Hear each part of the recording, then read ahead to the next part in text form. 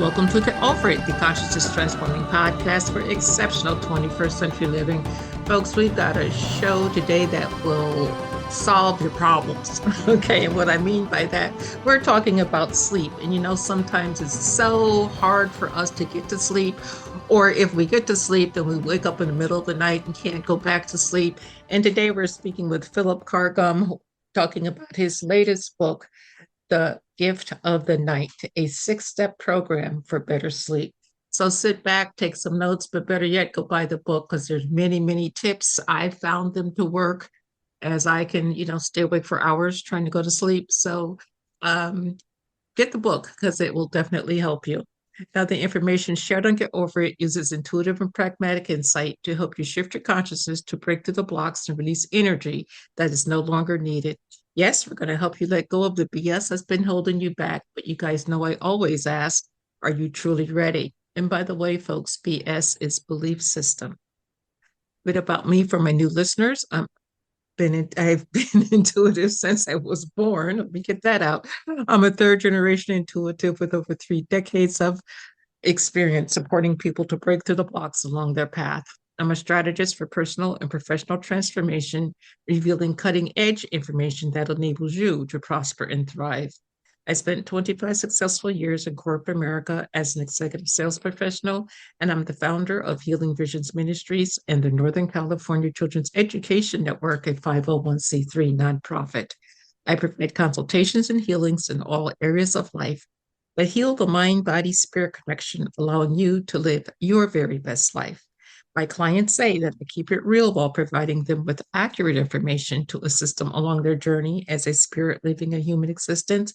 But they also say, if you really don't want to know, don't ask Monique. My background includes a doctorate in metaphysics, Reiki master teacher, ordained minister, and clinical hypnotherapist. So whether you are stressed, depressed, or possessed, I can help. To find out more about me and the services I offer, go to my website, and that's MoniqueChapman.com. And I invite you to like me on Facebook and follow me on LinkedIn. My guest today, Philip Cargum, is an author and psychotherapist, having trained in psychology, sophrology, psychosynthesis, and psychotherapy. The founder of the Sophrology Institute, he works in the emerging field of psychedelic psychotherapy with the ACER integration community. He runs a sleep clinic that offers online sleep therapy and is the author of over 20 books.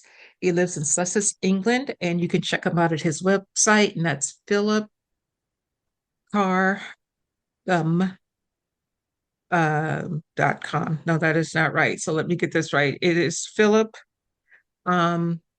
PHILIPCARR-GOMM.com. Again, PHILIPCARR-GOMM.com. Welcome, Philip. Hello, Monique. Lovely to be with you.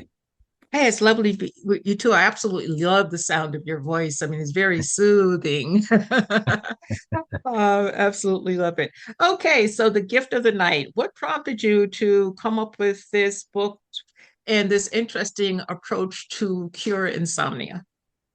Well, my wife developed insomnia during the menopause, and apparently I wasn't sympathetic. I thought I was being sympathetic, but it tells me I wasn't sufficiently sympathetic. Okay. But what happened was I got a bout of insomnia. Suddenly I went through a patch of not being able to sleep, and I discovered how horrible it is. I thought that insomnia would just make you sleepy and groggy and dissatisfied, but it's really very unpleasant. And so I decided to explore the topic. And so, being a psychologist, I looked at the psychology of sleep and the science of sleep. But what I decided to do, because I'm interested in spirituality as well, and I know the value of what are called, alternative and complementary approaches, I asked myself the question, what if we take the best of the science and how it can help us get to sleep, but also take good alternative stuff, good stuff that's informed, by spiritual perspectives. What if we put them together, take the best of both worlds. And so that's, what's called an integrative approach, integrating the Mhm. two. So that's how I developed my program, which fixed my insomnia, and then I went on to beta test it with a whole bunch of people, and then created an online program for it, and then eventually wrote a book about it. Okay. Well, before we go further into the sleep aspect, tell people a bit about your spiritual background because I find it fascinating.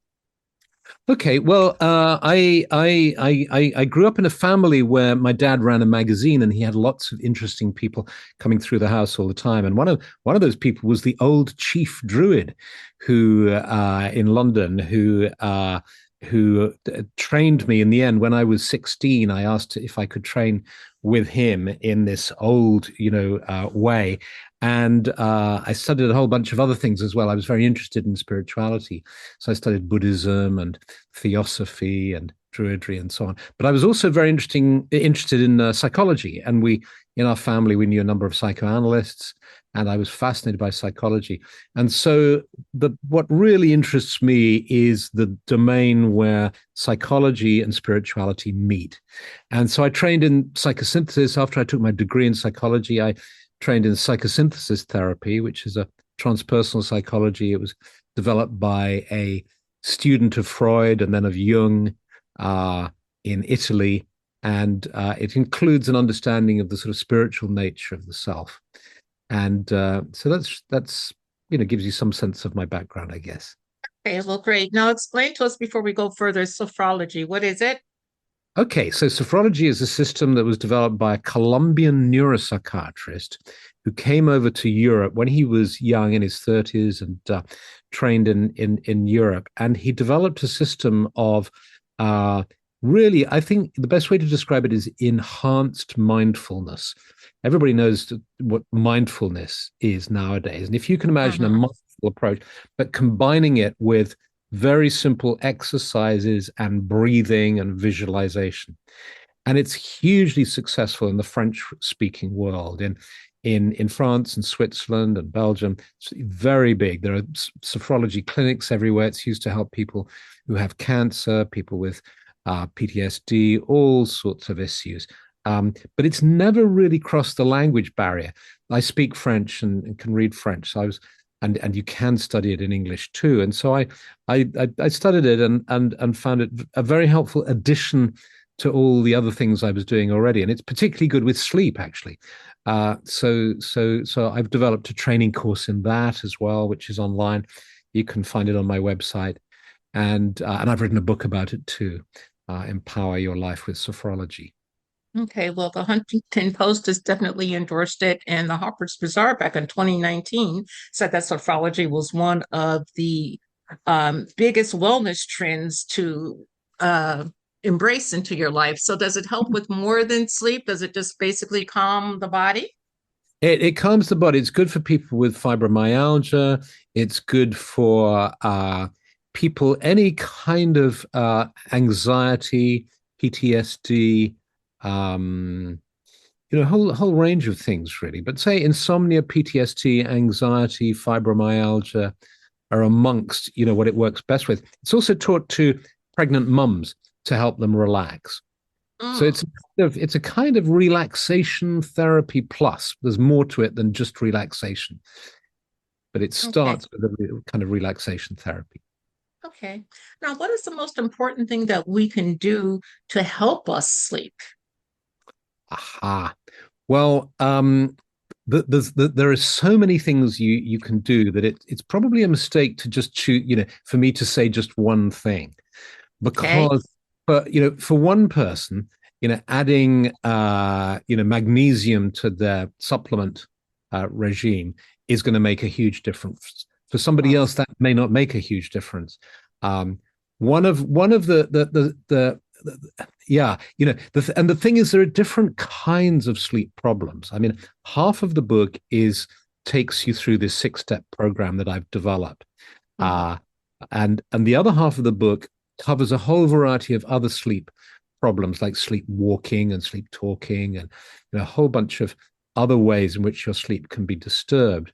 But when it Mhm. comes to insomnia, about a third of the adult population has has insomnia, and it takes the form of either having difficulty going to sleep or of waking up in the middle of the night and then finding it hard to go back to sleep.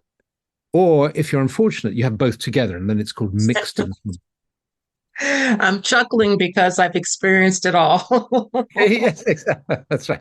So you kind of need to apply different techniques for those two different issues. I mean, maybe just since it's nice to have a tip or two, on an interview like this, well, one thing is if you suffer from if you suffer from sleep maintenance insomnia, which means you find it hard to maintain a full night's sleep. You wake up around 2 or 3 in the morning or whatever and can't get to sleep for a couple of hours. One of the most helpful pieces of advice, I think, is that there's nothing wrong with you. There's nothing wrong with you. This you may even be more in tune, if you like, with your kind of evolutionary story than other people. Because, and the reason I say this is because if you put people in a cave with no cues as to day or night, and they stay there for a long period of time, they end up sleeping in 2 blocks of around 4 hours with a couple of hours in between. So and it's called biphasic sleep, dual phase sleep. So if you find yourself waking up in the middle of the night, the first thing to do is not to worry and to start telling yourself that there's something wrong with you and maybe there's a problem and all that. This isn't a problem. This is completely natural. And the thing to do then is just to decide what you want to do with the gap between that and your next session of sleep. A whole bunch of things you can do. If you want to, you can get up, and there's a lot of historical evidence that in the old days, people used to get up and do the housework and go for walks and visit friends and do all sorts of things. Some very interesting research has been done on that. You can really do anything, but you could, for instance, if you're interested in meditation but never really have the time or the patience to follow any kind of regime, you could say, well, look, I'll research different kinds of meditations. I'll try yoga nidras for a while. There's loads of stuff free on YouTube and places like that. And and just try a different meditation technique. For every month, try a different one. And in a year, you could try 12 different kinds of meditation. For instance, you could decide to explore different composers. You don't really have enough time to listen to music during the day. I've never really got to know the work of whoever it is, Mozart, Beethoven, or pop, and create a playlist and listen to, or learn a language or read a book. Just the main thing, don't worry, and it's normal. The only problem is, of course, if you have to wake up at a very specific time in the morning, then it's a question of how you arrange your life, and that becomes a kind of lifestyle issue about how you schedule your day and your night. Mm-hmm. Okay, but what about the person who, they think they have a pretty normal life. They're managing their stress as best they can. They, go to work, come home, spend time with kids, wife, husband, whomever, and, do whatever they do to relax, and it's bedtime. So they get up and they do their bedtime routine of washing their face, brushing their teeth, and all of a sudden they are wide awake where they were almost sleepy beforehand. What can they do to not wake up, just not brush their teeth? Yes, I'll give you, this is such a common problem, and you can fix it so easily. It's exactly as many people report the fact that they're watching the television in the evening or they're relaxing in the evening, and they start to go downhill and feel really tired. Sometimes they even fall asleep. They just nod off sitting on the sofa, and they realize, oh, I should be going to bed. So then they start the bedtime routine. And as you say, by the time they brush their teeth, got into bed, turned the light out, they're wide awake. The reason for this is because an aspect of our circadian rhythm is that we have a roughly 90-minute cycle that we go through day and night, all through our lives. So every 45 minutes, we reach a peak of nervous system arousal. And then the next 45 minutes, we drop down from that peak down to a trough at the bottom where we have the least aroused, the most relaxed nervous system. Now, during the night, those 90 minutes become your sleep cycle, where you have light sleep, deep sleep, dream sleep every 90 minutes or so, which is why sometimes people wake up every 90 minutes, every hour or so, because they're coming up out of that cycle. Their nervous system is aroused, they're in light sleep, and they wake up and then they want to go to the toilet or whatever. They drop back down. And then 90 minutes later, they wake up again. And that tends to happen as you get older. But the point about that 90-minute cycle, which many people don't realize, is that that cycle goes on all through the day. So that you notice this through the day. Sometimes you're feeling sleepy, you'll get that afternoon dip where you'd like to have a little snooze, you're feeling tired. You have times when you're feeling really wide awake or even wired, and then times when you're not. And you can keep a yawn. There are ways you can track it. You can keep a yawn diary, and every time you yawn, you note it, and you discover, oh, wow, I'm kind of yawning in 90-minute gaps, So whatever it is, what you need to do is you need to identify when your peaks and troughs are. Then it's really simple. You discover that actually you start to go downhill. Let's make up a time. Say like by 10 p.m. you've reached a trough. That's your nervous system is the most relaxed. But that's the time normally you start going to bed. You say, well, I go to bed around 10. I start the routine. So then what you do is you work out how long it takes you to do the going to bed routine. It might take you 10 minutes, might take you half an hour. Some people kind of do the washing up and put the cat out and lock the house up and turn out the lights and brush their teeth, get into bed. So it might take them half an hour. Whatever the length of time it is, work backwards. So if it's 10 o'clock, you're at the trough. So you need to start going to bed at 10 past 10. So if you have a 20-minute bedtime routine, you need to start at least 10. So the trick is to set an alarm, not for waking up, but for going to bed. So the alarm, your phone pings, you say, oh, I got to go to bed. And you start the routine so that when you lie down and turn that light out, your nervous system is dropping down into that trough.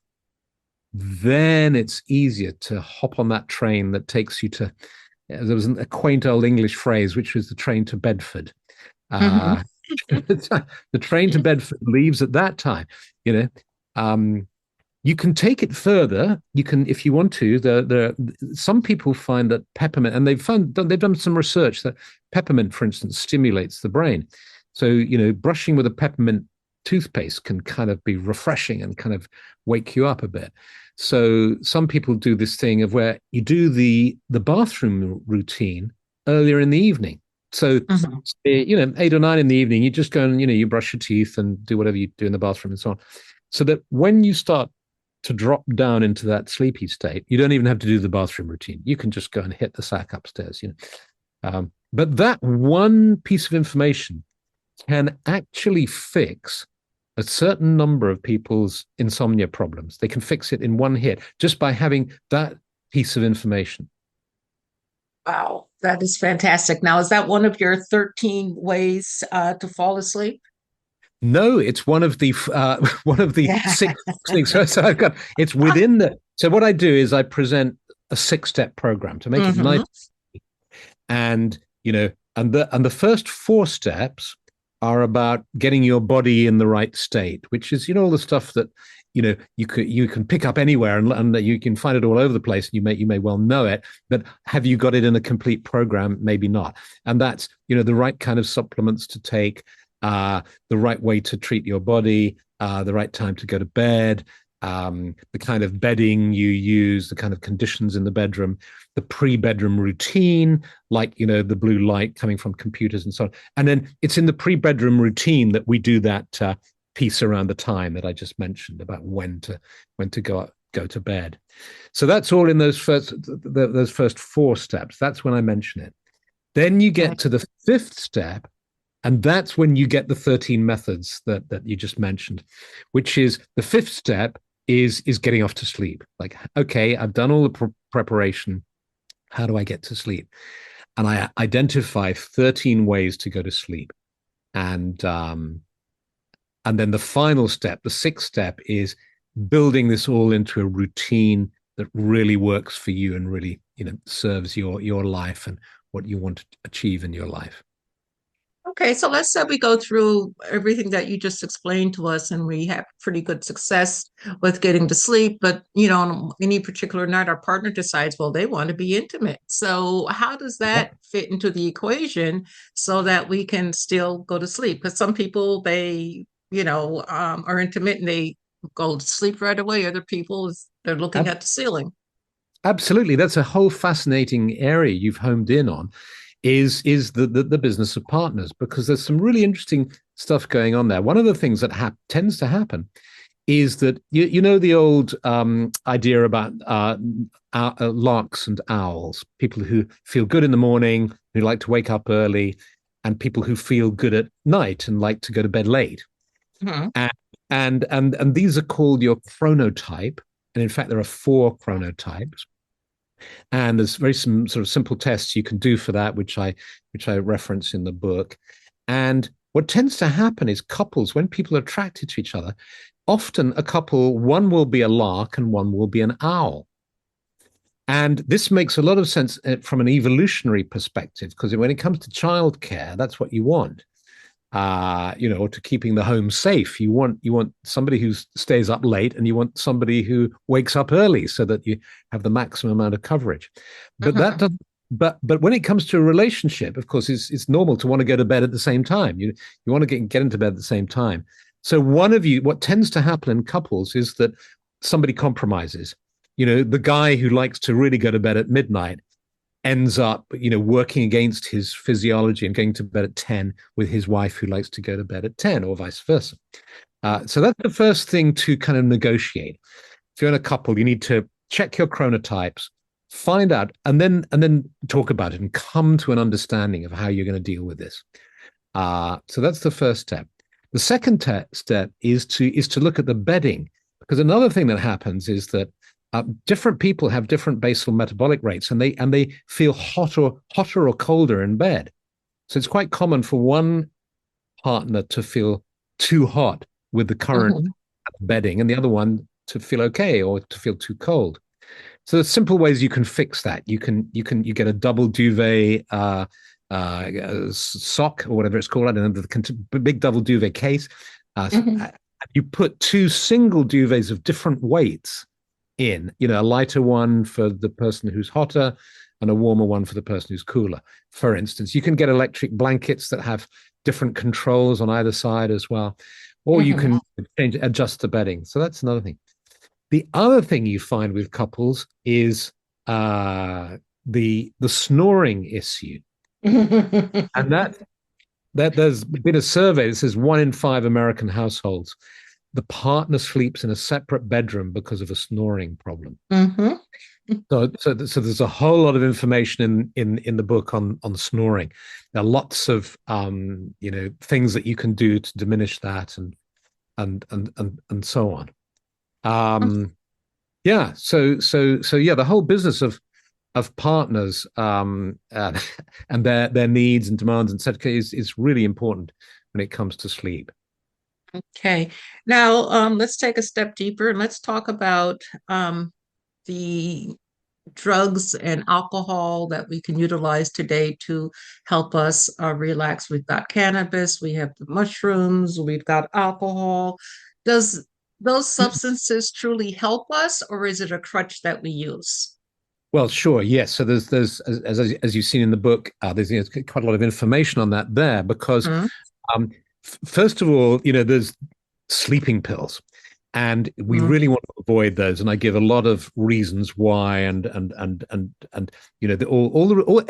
the statements that I make, I've referenced them, so you can check. These are scientific statements.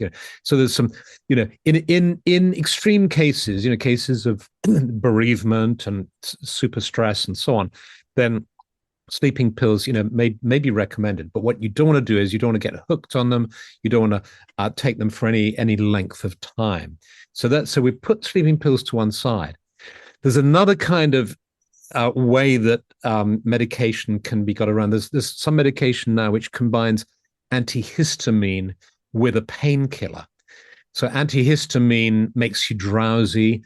So that's the Mhm. basis of those drugs you can buy over the counter. You don't need a prescription. And they're essentially antihistamine, anti-hay fever, and allergy pills. They just kind of make you drowsy. And so there are drugs that combine paracetamol or some kind of painkiller with that.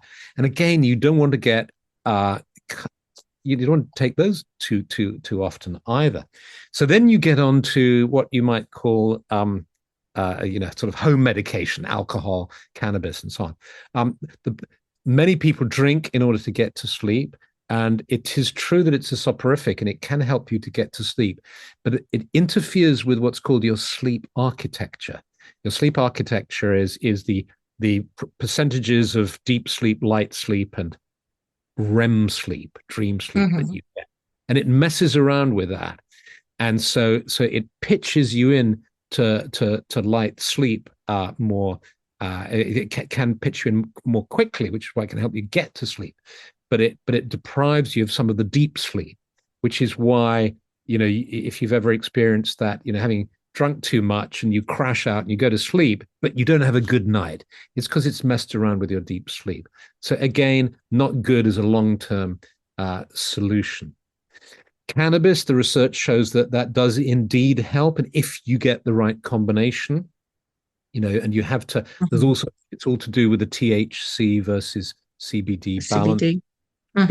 Get the right combination, it can indeed help, and the research shows that it does help people. But again, it seems to mess with the sleep architecture, and not enough research has been done to say what's going on exactly. And you might want to question your need to do that over an extended length of time, because it's always better, I feel, to do what do something naturally, to kind of allow yourself not to need any aids at all. But it certainly has been shown to help. Reishi mushrooms, which are Japanese mushrooms, have been used in traditional Chinese medicine for years. Research shows that they really do help. You got to get the dosage just right, because if you take the wrong dosage, it actually contributes to insomnia. So you don't want to do that. Okay. So what it's really saying is that if you can, CBT, which I cover in the book, cognitive behavioral therapy, has a 70% success rate. So you can, there's a very good chance that you can free yourself of insomnia. And many people suffer for years, if not a lifetime, with insomnia, and they're resigned to it. And I think it's really important for people to understand you don't have to put up with this. Even if you've had it for months, years and years, even if you've tried various things, friend has recommended vitamin D, or somebody's recommended a hypnotherapy recording and you tried it and it didn't work. Don't give up. Don't give up, because there's a high chance you can cure yourself and get really good night's sleep. And having a good night's sleep is really important. What I don't do in the book is what lots of other how to sleep well books do, which is they tell you all the awful things that happen if you don't have enough sleep. I thought we don't need to upset people and worry people about that. But most people know it's not good to sleep enough, so you don't have to rub it in.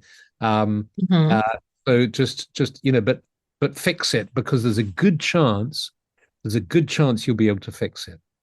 Okay. Well, what about, the good old standby melatonin? And frankly, that has never worked for me, but talk to us about that.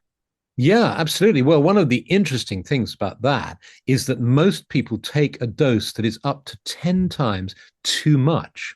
And the thing about melatonin is it's not a soporific like alcohol. It's a neurotransmitter that can just trigger a cascade, which then results in sleep occurring. So if you take too much, it's like an alarm. It's like a starting pistol being fired. You get the melatonin, and then a whole sequence flows from it. If you take too much melatonin, it's like somebody firing the starting pistol over and over again, which is why a lot of people report that melatonin gives them a kind of bumpy light sleep, a kind of slightly disturbed sleep where they kind of bump around in light sleep. And that absolutely fits. It's because the starting pistol keeps turning. So when it comes to microdosing, that's what you want to microdose. There's no evidence that a lot of people microdose psychedelics because they want help with their sleep. But there's no evidence that it does. I mean, it may do, but there's no research and no evidence to show that it does. But where microdosing can help is with melatonin, where you take really small doses. And in the book, I give you, instructions on how to do that. That's a really helpful piece of advice. And Okay. yeah.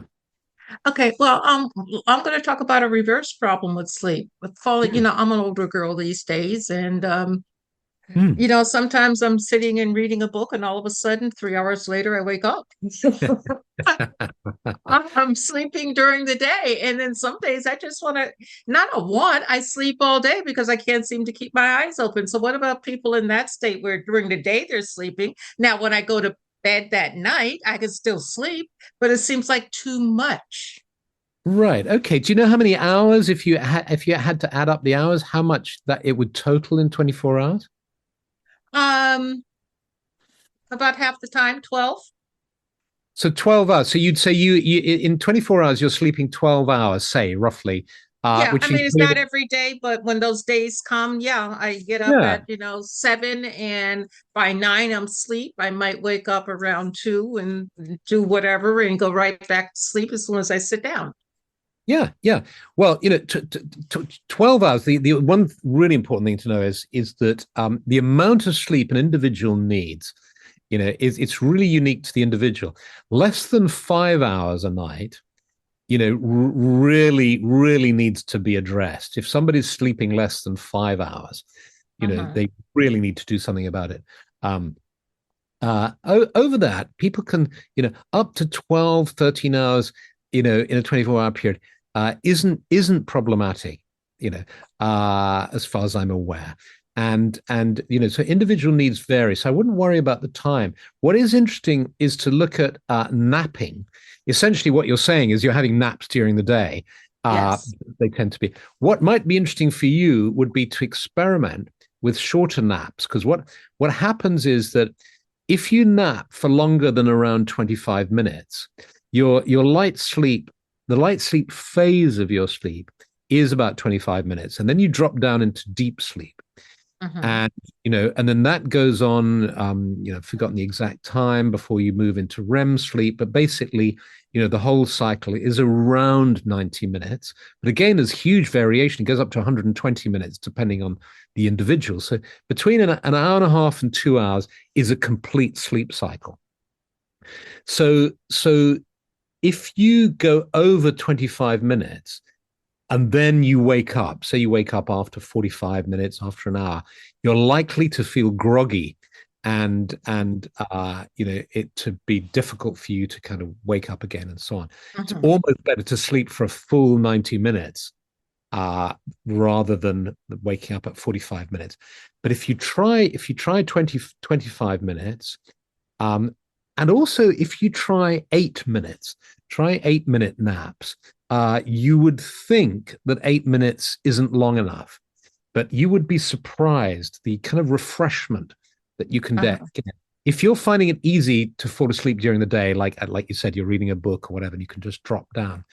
If you can put your timer on 8 minutes, there are some audios I'm going to be making more. I do a 25-minute one called drawing from the well, which is available on iTunes and Amazon Music and so on, which is a 25-minute recording, which basically leads you into a nap, drops you down, and then brings you back out again after 25 minutes. But I'm going to be recording some shorter ones too.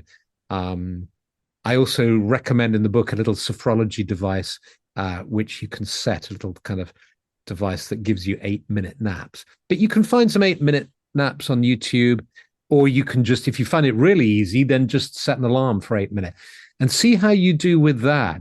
You may find that if you do 2 or 3 of those a day, when you start to dip down, that just gives you that little lift that means you don't have to go to sleep for longer. But if you do sleep for longer, then it's showing your body needs it, and it's your body's way of dealing with stress. And in deep sleep, you rebuild the cells, and there's this amazing process. I don't know if you know this, that when you're in deep sleep, the gap between the neurons is broadened, is wider, and your cerebrospinal fluid flushes through your brain, and it clears this plaque that develops around the neurons, around the nerve cells, Mhm. and it's called beta amyloid plaque. And that plaque is implicated in Alzheimer's disease, in dementia. And in fact, Hmm. this year they made an amazing breakthrough where they developed a drug that can potentially dissolve this plaque. And they think it's going to be a huge contribution to treating Alzheimer's. Wow. But but having deep sleep, having plenty of deep sleep, is a way that you will naturally be flushing your brain of this plaque, which Mhm. is why it's important to get deep sleep. Okay. In the book, you talk about talking your sleep story. What is that and why is it so important? Yeah. Okay. Well, I have a friend who is a doctor in Glasgow who, when he read the book, he said, this reminds me, that section in the book reminds me of a acronym that I developed myself as a general practitioner, seeing many people a day, which is SAFE, SAFE. And he said, Mhm. what I realized is that the way to start talking to a new patient was to start to talk about their sleep, get their sleep story, and only then move on to questions like alcohol. How much alcohol do you drink? Food. How much food do you eat? What's your diet like? Exercise. What exercise do you take? He discovered that that was the best way to talk to a new patient, because if you go straight in with the alcohol when you meet a new patient, saying, how much are you drinking? What are you eating? What's your exercise? They will throw up their defenses. You start to Right. talk sleep. People find it easier to talk to sleep. So if you get a group of people together, or you get a friend, it's really quite interesting just to say to a friend, what's your sleep? Tell me about your sleep. People might start off by saying, "Oh, I don't have any problem sleeping." So you ask a few more questions. Say like, "Well, when do you normally go to bed? How does it work?" And, "Oh, I fall asleep on the sofa. I watch the news at 10 o'clock at night, and I wake up at 10:30, fast asleep, and then I go off to bed, and then and you start to build a picture, and it's really quite fascinating when you do this with people, because you'll have a couple say, and they'll start off by saying, we don't have any trouble sleeping, we get to sleep, and then you just allow them to start talking about their sleep and going into the details of it and all that. And you discover that actually one of them is waking up halfway through the night and is spending ages debating with themselves whether they should get up and go and sleep in another room because their partner's keeping them awake with snoring or whatever. So it's a Mhm. way of exploring yourself using sleep as the kind of frame or the theme for your exploration. Okay. Now, when we go to your website, that's Philip Carr Gum, and I will spell that out for you folks, PHILIPCARR hyphen GOMM.com. What are we going to find there? Well, what you're going to find is the usual kind of menu bar, and then there'll be an invitation to look at the books, my books, and when you click on that books thing, you'll get to the gift of the night, which is the book. You click on this 6-step program for better sleep, and you'll see links to Amazon, and there's an audiobook. And the reason I'd recommend the audiobook is because I give, the 13 methods of going to sleep that I mentioned. I give some scripts for that. And then I speak them. I speak them, in a very particular way, which hopefully will help people to go to sleep. So there's an audiobook there, and then there's a paperback, and there's an ebook, and there's a little film of me talking about it, and so on. But there are links to get the book. But there are links to all my other books as well, and there's a section on meditations. There's the courses, the online courses. If you click on online courses, you'll see that there's one called the Sleep Clinic, and you click Mhm. on that, and you get in, and you'll see what people have said about it. It really seems to have helped a lot of people, and it's very easy and accessible, and you just go for it online. Yeah. Okay. I really appreciate your time. I've had a wonderful time talking to you today. Could you leave us with a pearl of wisdom for the audience? Okay, well, let's think. So the gift of the night, one pearl of wisdom. When you suffer from sleep difficulties, the night can start to become hostile to you. It's not your friend anymore. But one of the things I recommend is that you treat the night as giving you a gift. We all complain about how we don't have enough me time, how we need to go on a retreat. God, life is so stressful, But in fact, we get at least 8 hours a night of me time where it's just us and the bed, or there may be somebody next to us, but basically it's us and the bed. It's me time, and treat that as your own personal retreat. And you can treat it, if you're into spirituality, you can treat it as spiritual practice. That's what I suggest is like nighttime, a spiritual practice where you don't have to think about it. It's not where you have to go to sleep. It's where you rest, where you relax, where you meditate, where you listen to music, you can listen to poetry, where you so it's your spiritual. And after all, you have a room in your apartment or your house which is dedicated to changing consciousness. I mean, imagine if a friend came round to you and said, or you went round to a friend's house and they said, Monique, I've got a room in my house dedicated to changing consciousness. You'd think, oh, what do they mean? It's like some kind of temple or something. And then they open the door into the room and it's the bedroom. That's what a bedroom is. It's a place where you change consciousness. So, that's true. You can treat it like your own personal ashram where you go and you then apply, ideas like the ideas in the gift of the night and help yourself to develop spiritually and to restore yourself every night. Right, taking care of your health and spiritual growth at the same time. Well, yeah. Philip Carr-Gum, thank you very much for being with me again, folks. The book is The Gift of the Night, a 6-step program for better sleep. It's available everywhere. Get it. We need it. There are so many people that contact me on a daily basis and they can't sleep, and this is a clear step toward getting sleep. It's not like a lot of the other books out there in the market for sleep deprivation. So help yourself with something that truly works. So Philip, thank you. To the audience, thank you. And everyone, please remember that the most important choice that you can make is what you choose to make important.